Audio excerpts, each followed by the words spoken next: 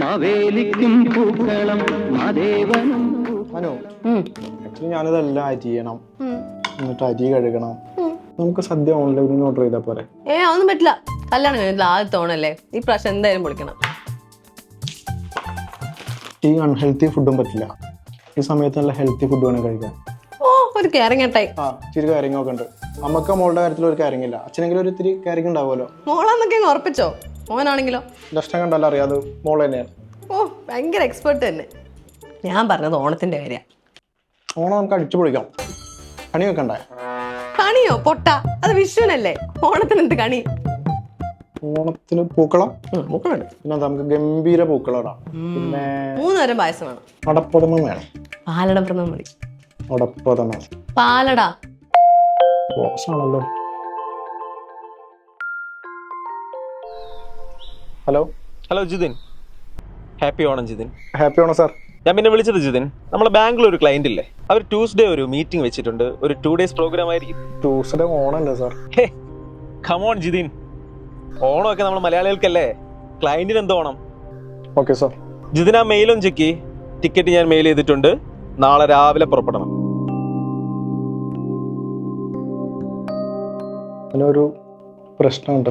എന്ത് പ്രശ്നം ഉണ്ടെങ്കിലും പാലട പ്രഥമം വിട്ടൊരു കളിയില്ല. അതല്ല, ബോസാണ് വിളിച്ചത്. ആക്ച്വലി ട്യൂസ്ഡേ എനിക്ക് ബാംഗ്ലൂർ ഒരു ക്ലയന്റ് മീറ്റിംഗ്. ട്യൂസ്ഡേ അല്ലേ ഓണം? 1 week പ്രോഗ്രാമാണ്. ഓണമായിട്ട് ഓണം പോട്ടെ, ഈ സമയത്ത് ഞാനിങ്ങനെ ഒറ്റയ്ക്ക്. അല്ല, നീ ഒറ്റയ്ക്ക് നിൽക്കണ്ട. നമുക്ക് നിന്റെ അമ്മയൊന്ന് വിളിച്ചു നോക്കിയാലോ?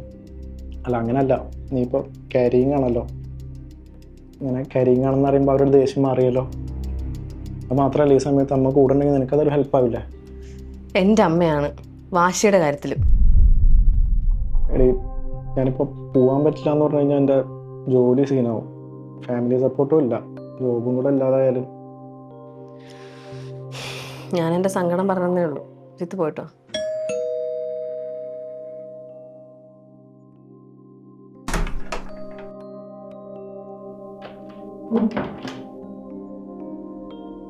ആരോ ബെല്ലടിച്ച്, ആരെയും കാണാനില്ല.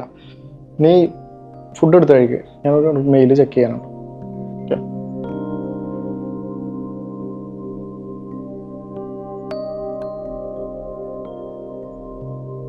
അതെ,